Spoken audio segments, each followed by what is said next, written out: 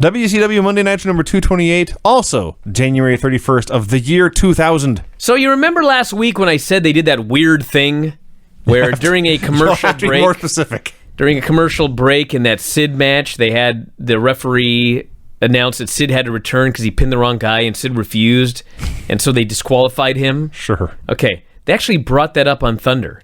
Okay. So I know that because they very, very briefly showed...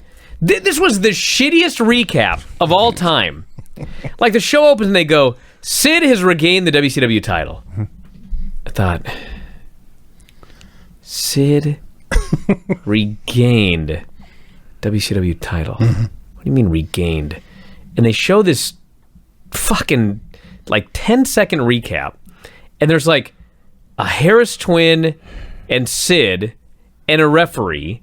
And then there's Nash and another Harris in a cage, and then there's Sid celebrating with a belt. That's literally the whole fucking recap. What happened here? Okay. Can we pretend? Like, all I ask, I do these recaps here, like, I can go back and find out what happened. That's not what I want to do here. I'm recapping what happened on this show. I'm hoping that maybe, like, somebody will listen to this someday and end up in a position of power somewhere and learn a fucking lesson. And today's lesson is, don't presume we watch Thunder of all fucking shows. Yes. Okay? Nobody watched Thunder. Like, people did. It's mind-numbing, okay? But, like, not everybody. So if you do something on Thunder or SmackDown, you gotta tell us what happened. Because we're only watching Nitro, like normal humans, and shit happens on the other show, and we don't fucking have any idea what's going on. And there's no brand split. This is the same guys on both shows. Yes. What happened with Sid? I got a tiny little morsel. A morsel. Please, more out of Vinny. this than you did. So Sid beat Nash on the Nitro main event to win the world title. Yes, we saw that. He goes to Thunder. Yes. On Thunder, Commissioner Nash strips Sid of the belt. I had no idea why. Because of the wrong Harris. The wrong Harris. Okay. Nash strips Sid of the title and crowns himself champion. And then books himself and a Harris versus Sid in a cage match with the title on the line. Oh, and Sid won that and won the title again. Why bother? So in the past, like, 15 days, 18 days, Bret Hart, Chris Benoit, and Sid have all forfeited and or been stripped of this title. Yes. And Nash lost it. What the fuck? In a handicap match. And Nash lost in a handicap match. So is Nash officially the champion? Is like Ed in the record books that he's the champion again? I'm going to find out. I'm assuming Kevin Nash was champion for 2 hours on SmackDown. Or on Thunder. Earlier today, Kevin Nash is not at the show. Mourning, I assume, his championship loss. He makes Jeff Jarrett the acting commissioner. So I don't think the story is over, by the way. I mean, just for those of you that this championship? The story with Sid and probably not. Everybody. All right, so Sid won the title. Mm-hmm. Oh, God. Okay, so... all right. It's worse than you think, Vinny. Going back to September 12th. Okay. You ready? Sure. Sting vacated. Bret Hart vacated. Bret Hart vacated. Chris Benoit vacated. Sid vacated. Oh, my God. Kevin Nash listed as champion. Sid wins the championship. And there are so many notes about what went on here. But I guess to cut to the chase, because Nash declared himself champion, okay? Mm-hmm. Because he declared himself champion, he was the first man to be defeated for the championship going all the way back to September when Sting defeated Hulk Hogan.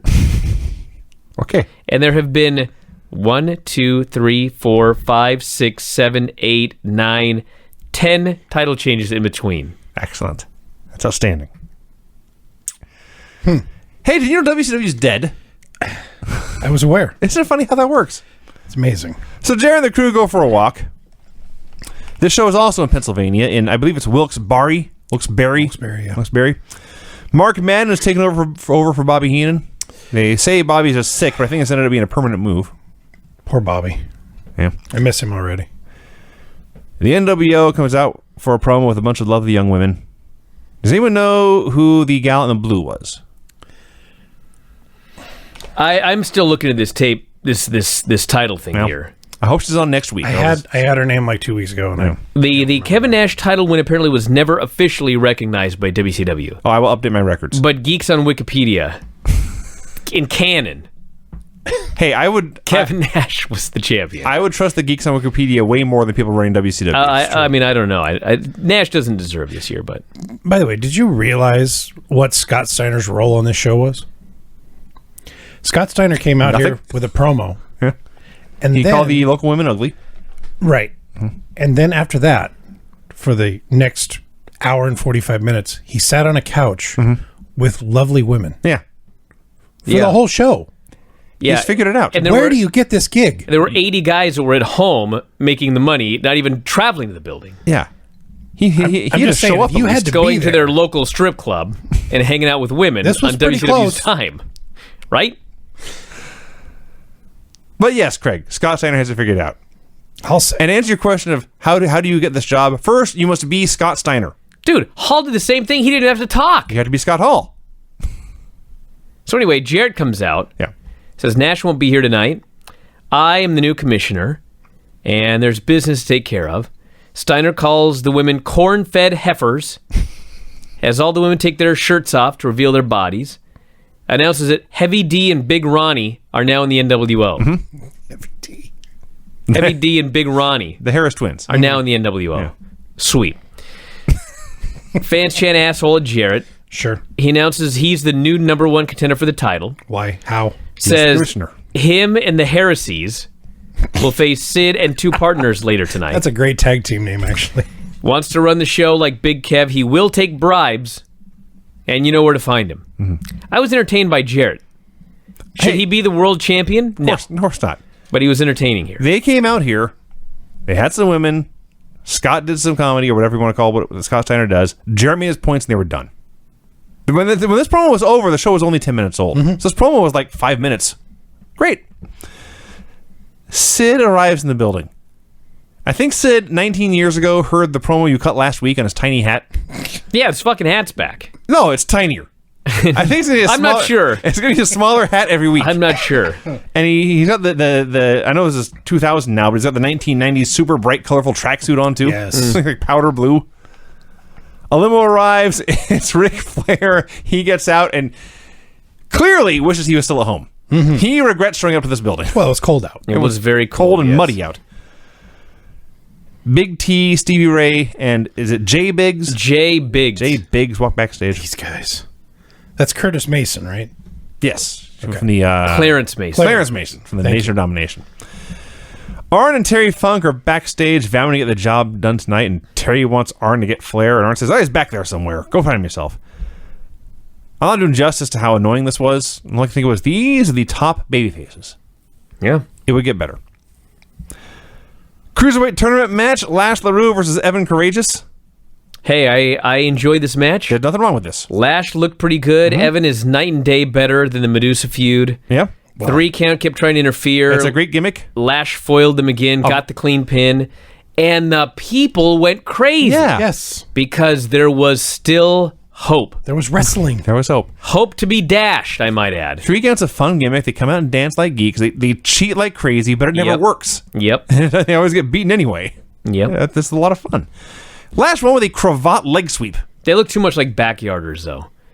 Well, I do watch the show, and it's kind of like there's like wrestlers on the other show. This is dudes on their trampoline. they had. And I realize I once wrestled in cargo pants. Yeah, I was going to say they have the I was Hardy's. a fucking geek. They have the Hardy's uniform on. Yes. The NWO is cutting a promo that I cannot hear. I think they rejected some food. Yes. Dustin Rhodes tell us not to try this at home. Where's he been, by the way? They're going to repackage him. Oh, great. It's about time he got his 14th new gimmick. Gene interviews David Flair, Crowbar, and Daphne. These people. David's just crazy. Daphne's just screaming. And then Crowbar does his Gordon Soley impression, Yeah. which I think is supposed to be, like, funny in a bad way. It's pretty good. But he's It's a little funny, and it's awesome. Yes. He sold me so good on this tag match they had with the Mamalukes. Yes, he was great on commentary last week. No one noticed. He was great. And the Mamalukes attack, and the match is on. It is David Flair and Crowbar versus the Mamalukes in a Bensonhurst street fight. I love how the Mamalukes attack them, and far deep in the background, you hear ding, ding, ding. They rang the bell from ringside. They start fighting in the backstage area. They actually leave the building entirely. They go outside to do backdrops in the snow. That was awesome. That's where you take them. Yeah. Disco's on commentary. He announces that even though the team is called the Mamalukes, they're not Mamalukes. No. They're Paisans. Paisans. I'm like, well, why are they the fucking Mamalukes then? Right? Well, Paisans was already taken, I guess. Because they don't get to choose their own name, apparently. That's dumb. This is a total ECW brawl to the point where not only was Vito doing New Jack spots, he was strutting and dancing like New Jack. I love when Disco's Probably talking had earphones on with Natural Born Killers playing. talking about Johnny the Bully. He goes, he's 23 years old. He's been in jail a lot. This is one of the ways he put him over. Yes. That's how you got to get over in Brooklyn, he says. Yes. So the camera has no idea where to focus. Guys are just fighting everywhere. Miss Hancock comes out. Disco constantly says his men don't need his help. Then it says he sings like Mighty Mouse, "Here I am to save the day," and he hits the ring, and it's a street fight, so it's fine. And they splash the crowbar through a table, and they pin him. I don't know if you watched this match or not, but David Flair and Vito were together 90% of the time, and Vito gave him nothing. Yes. Nothing. He didn't give him one thing. He beat the shit out of him unrepentantly the entire match, and then they won in the end. Brian, have you seen David Flair work? I have, but like your job, it was just bullshit. Give the guy something. Do a reversal and run into the stairs so you have to do all the fucking work or something. Okay. Give the guy something. Booker T and Midnight go for a walk. Brian Knobbs goes to bribe Jeff Jarrett. All right, here's another one. Yeah, exactly. Dude. So, Knobbs and Finley hated each other. Yes. And then one fucking day, Finley is training Knobbs. In the woods. And I'm like, wait a second. Why is Finley training Knobbs? In the woods. So Finley trains Knobbs, and then they're together for a while. Cut And off his now, mullet? all of a sudden, Knobbs is sick of Finley. Yes. Been tired of being ordered around. I have no idea what's happening. And here's Knobbs' brilliant idea. I don't like Finley in this company. Mm-hmm. We must get rid of him. Who could take out Finley once and for all? You know, maybe the total package. And he bribes Jarrett. Jarrett says, no problem. Finley in the package. They'll be in the same ring tonight. I knew immediately where it was going. Mm-hmm. Telegraphed. Booker T comes out. Okay, hold on a second. The show gets better, everybody. His music dies midstream. Jay Biggs comes out. He says, this music is owned by Harlem Heat Incorporated. Booker, you're no longer part of that group. You can no longer use the music. I'm like, fine. That makes sense. He says, Harlem Heat have collaborated on a new song for you. I'm like, it's got to be like Big T and Stevie doing the worst rapping ever. Like, just something horrible. Instead, it's just a fucking song. Yes. I kind of liked it. Jay Biggs goes, Happy rock song. meaningless music for a meaningless person. And I'm thinking, what meaning is there behind the Harlem Heat thing? None. Harlem Heat theme has nothing to it. It's just a fucking song. Yeah. But now in storyline, it's very meaningful. Sure. But this music is meaningless. So then he says, the letter T is the property of Harlem Heat. Oh, somewhere the count from Sesame Street is sobbing. The letter T. Can't count. Oh, I'm sorry. This is a letter. Keep going. The letter T is now the property of Harlem Heat. Misfire. It's not number 4. He claims copyright infringement, Yeah. which it would not be. It would be trademark infringement. Yes. If you could trademark the If letter you T. could trademark a fucking name or a letter, neither of which you can. Clarence Mason, the worst attorney of all time. Stevie actually could be a good attorney. He goes, no more flames, copyrighted, trademarked, no more music. You, he says, may as well become G.I. Bro again. Then they give the microphone to Big T. What did he say? He said, I should have written it down. He took 3 You words. can't. No, I actually understood. I understood what he was trying to say and what actually came out of his mouth. But he took 3 He words. said Huvakalufa. He said something. That's close. He took 3 words and somehow combined them into one. And all his consonants are Z's. Dude. He's not good. Did you notice that some fan was heckling him off to the side? So he lifts up his He fist. did the Star-Lord cranking middle finger. Yes, and then the camera sees what he's doing, and they quickly pan right. Yes. Because he's going to flip off somebody on national TV. Yeah. So then he says... So Harlem Heat leaves. No, he goes, if you have a problem with me owning the letter T, we can settle this right now.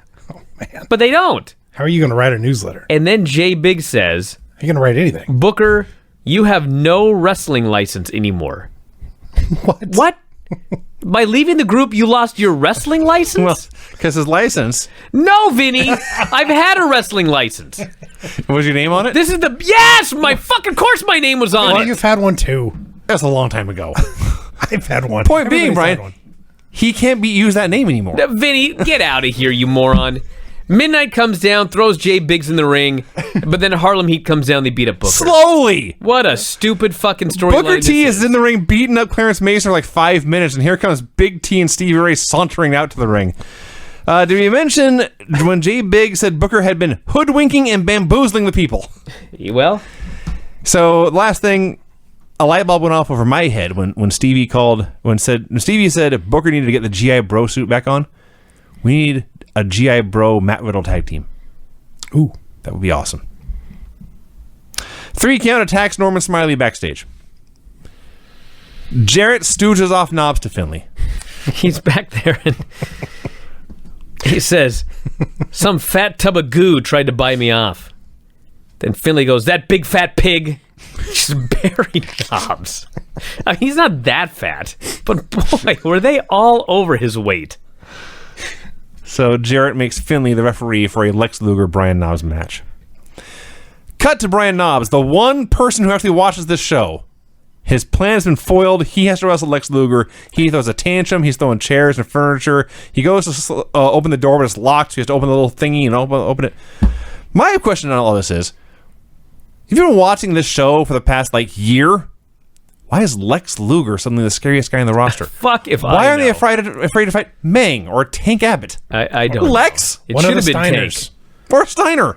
Either of them. 100 guys scarier than Lex Luger on the show. Norman finds the demon's casket. He attempts to hide in there. Remember I asked you, what is that? This Is he is the- between two dinosaurs? This is the picture that loads when you load up the show on the Yes. network. It's Norman hiding the casket. It's like Norman's in Jurassic Park. There's a velociraptor on each and side. the casket then devours him. This casket looks like a cocoon. Yeah. Billy Kidman versus The Wall. Why is the Wall getting a push of all people? That's a great question. the Wall. He beats the shit out of Kidman forever. He beat. The wall's been pushed for a long time, actually. I don't think Kidman got one move in this match. No. I don't see think in Washington. any offense. And then Tori takes the ref. Vampiro comes out and kicks The Wall, and Kidman pins him. Could you have designed a segment to make everyone look like more of a geek? Everyone here looks like a geek. So Kidman goes to confront Vampiro for some reason, but we never find out because he cut away to show Ric Flair walking. I'm exhausted. well, let me do the next segment. Right. My favorite segment of all time. There you go. Oh, yeah. Ric Flair comes out, and the fans go crazy for him. He's now 50, by the way. He's a 50-year-old Ric Flair in World Championship Wrestling in the year 2000. It's impossible for this man to be a heel. But he's Flair. He demands he be a heel. So this fucking guy comes out here, and he is trying so hard to be a heel. He's yelling at the people. He's telling the fat boys to ask their wives and girlfriends who the man is. He buried literally every college and pro sports team in the state of Pennsylvania. Yep, and they are cheering him louder and louder the more heelish he gets. My favorite line where it talks about Space Mountain is the oldest ride in the park, but it's still got the longest line. He said that 50,000 times in his I career. know. So he tells a story of how the powers to be had the audacity to call him at home and ask him to come back and be the commissioner. And he says, why would you want the greatest wrestler alive to be the commissioner? Apparently that was supposed to be a heel line, but everyone's like, yeah, why the fuck would you ever ask that? He says they called him and asked him to come here, and So here he is. He's going to get this company up and rolling again. But he has to clarify one thing. That is the former commissioner, Mr. Terry Funk. He says, Terry Funk is Terry Funk, and I'm Ric Flair, and there's a big difference. So out comes Terry Funk. I just want to say before we get any farther, How awesome this promo was. partly. Actually, yes. Unbelievably great. We see a lot of Crazy Flair promos, and we say Ric Flair cut a great Crazy Flair promo. This was, by his own standards, Awesome. unbelievably great. Yes. This was like, this may have been the best Crazy Flair promo of the year 2000, of the 2000s, of the 90s, whatever you want to call it, every Nitro ever. This was a one-of-a-kind, all-time great Crazy Ric Flair promo. So he cuts his unbelievable promo, and Terry Funk comes out. Terry Funk is supposed to be the babyface here. Mm-hmm. He gets booed. He's passionately booed. May I be his opening line? Flair, you banana-nosed, horse-toothed, evil bastard. Yes. That's his first line. You banana-nosed, horse-toothed, evil bastard. Yes. So Funk has been motivated by Flair, apparently. I guess. Because he cuts the best promo he's cut Maybe. in a decade. Yep. He says, Flair, you've been champion more than anybody. You've made millions in this sport. You're a common name in every household throughout the world, but I sense a tinge of jealousy in your voice. He says it comes from Mick Foley's book and a statement that he made. One sentence, and that was that you would not make a decent-sized pimple on Terry Funk's ass. And he's so proud to say the word ass on any given day. So forget this pettiness and join me against the NWO. Yeah, that was his recruiting speech. Yes. He says, you could help me in my fight against the NWO. You could help raise up WCW, but you don't want to do any of that. You, Ric Flair, need to grow up. Look at your goddamn idiot son. He needs discipline from his father. If I was his father, I'd take him back behind the barn, strap him to a sawhorse, and beat that little son of a bitch. And I'd beat him and teach him some respect. Again, this was his recruiting pitch. Yes. He says, you just go be the governor. You leave Arn and myself to deal with the NWO. I don't want you around. You don't have enough sense to be around. You horse-toothed, banana-nosed bastard. So then Flair's angry. Flair says, if Foley thinks I'm a pimple on your ass, he hasn't watched TV in 27 years. He says, I have more world titles than you have cows on that little tiny chicken ranch of his. Chicken ranch?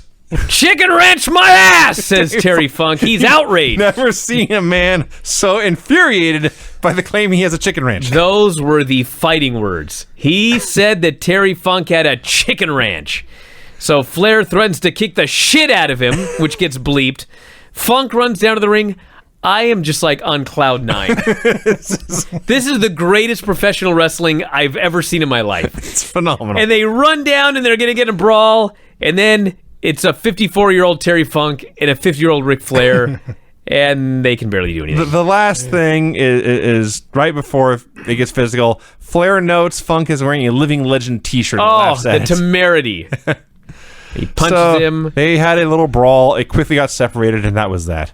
But yes, the verbal war here was an all-timer. It was so good. Like, Tuesdays, I'm so strapped for time. I just don't have time to go back and watch anything twice. Like, maybe when this show is over, I'm going to watch this 10 times. It was so awesome. Oh, my God. We then cut from there to the NWO locker room for exactly 3 seconds. Just enough time to hear Jeff Jarrett say, it looks like we just found Sid 2 partners. No more time than that, no less. Gene interviews Sid backstage. Sid promises to powerbomb someone to hell. Actually, a great promo. Yeah. Miss Hancock's legs are upset at Lenny and Lodi for not wearing their suits. Lenny and Lodi say they're sick of stupid gimmicks. We were just here to be eye candy to get you over. This is a shitty place to work, and they leave. No, she goes, they were the eye candy? She goes, you're lucky you even have a job in this company. And Lenny Lane goes, yeah, we're lucky to have a job in WCW. It's horrible. It's a fucking burial. This is why the company died, but I howled at that line. Yeah. Lex Luger versus Brian Knobbs, the Fit Finley is ref. I zoned out, so I didn't You watch didn't it. miss anything. Not even 3 years ago, Lex Luger submitted Hulk Hogan clean Ugh. to win the world title and be like, for 1 hour or so, this big giant star. We're not even 3 years later. It looks like he's aged 30 years. He can't do anything. It's heartbreakingly sad to watch this. So, Finley levels Knobbs in the middle of the match. Nobody cares. There's a couple of boring chants. Knobbs drops some elbows. Tony says Knobbs almost blew himself up with those 3 elbows. And finally, Liz hits Knobbs with the bat. Finley just leaves. Lex and Liz Pillmanize Knobbs' arm. He's still in the knockout. So the stomping on this chair in his arm is not even moving. This does not help anything. The bell rings, just an awful segment, and then as Lex is leaving, he has the audacity to call himself, of all people, the Cal Ripken of wrestling. The guy who lasted forever. And then he called out Hulk Hogan again. Well, I did wake up when the Kiss Demon was talking to the cops. He's explaining this stuff got stolen. Yep. And the line he says is, and I quote, "What do you think it looked like? It looked like Kiss." Well, what happened before, right before the end of the commercial? Remember when the casket devoured Yes, Norman? yes. Casket opened back up, and now he's in the Kiss gear. Yes. So I guess it's like the poles in the Batcave. Sure. You slide down, you automatically put the costume on. Apparently, there's a little person in there painting faces. Yes. I guess. Yes. So we get the Screaming Demon, Norman Smiley, versus Shane Helms. So yes, 3 counts gimmick is they get to interfere all the time. It's never a DQ, but it doesn't matter because they always get beat. During this match, the announcers say, "We have just received a phone call from Hulk Hogan promising to confront Lex on Thursday." They couldn't even bother to have Hulk call in Nope. and record it. No. No. They just must tell us Hulk Hogan called in and said he'd be there on Thursday. And when I was watching it was like, all the big stuff is happening on Thunder. Like, the last thing Nitro needs right now is to be the B show. And, like, it's the B show. I guess so. How were the ratings on Thunder? Not as good as Nitro. Really? And Thunder ran unopposed. Yes. So Norman and Shane had a fun match. Norman, as always, fought off the interference and won with the Norman Conquest, which is a great name for a move. And the Demon comes out with the cops to chase Norman through the stands, and they were having the slowest chase you've ever seen when to the back. Mean Gene is interviewing Dallas Page and Kimberly, both of whom have their chests hanging out. Kim talks about how they're back together and our life's a roller coaster and whatever, and the Mamalukes walk up. What? When did they get back together? What the hell's going on here? Apparently as of right now. She says our relationship is back stronger and sexier than ever. If she wore that shirt, I'd take her back in a heartbeat. Dude. Mamalukes walk up. Am I wrong, Vinny? She looked good, Craig. Thank you. They're mugging behind him, and Vito pinches her ass. And she turns around, there's Disco. Yes. And he goes, "I did not pinch your ass." You don't bimbo. And no, he didn't do that. He just said, "I didn't do it." And then she says, "He pinched my ass." Now Disco's pissed. I see. "I did not pinch your ass, you dumb bimbo." So Paige beats his ass. They brawl in the crowd, and Paige wins. I was over the show by now. Wow. Paige won when he cut her out of nowhere after a lot of crowd It brawling. wasn't bad. It was pointless. It was just too long and late in the show. Too much. I watched too much wrestling. Jarrett and the Heresies walk. Sid walks. I thought he said something, so I rewound it to check. He didn't say what I thought he said. But what he did say was his own name over and over again. Sid. Sid. Sid. That's how you psych yourself up. I guess. Terry Funk walks. We get Jeff Jarrett and the Harris Twins versus Sid Vicious and Terry Funk, and Ric Flair no-shows. You know, I love Sid. He's amazingly awful. You ever seen him throw a punch? Oh, I have. It's hideous. I can see it in my mind's eye. I can see it right So now. in this match, he's beating up 2 men at the same time. Wow. Sid beating up 1 man is hilarious. Sid beating up 2 men at the same time is inconceivable. Mm-hmm. So it's one of those matches where there's like 5 minutes of crowd brawling, and then a tag match breaks out. They got the heat on Funk. Oh, he's 54, and they just beat on him for like 10 minutes, and he's exhausted. He can't move. He took the most horrible bump for a clothesline.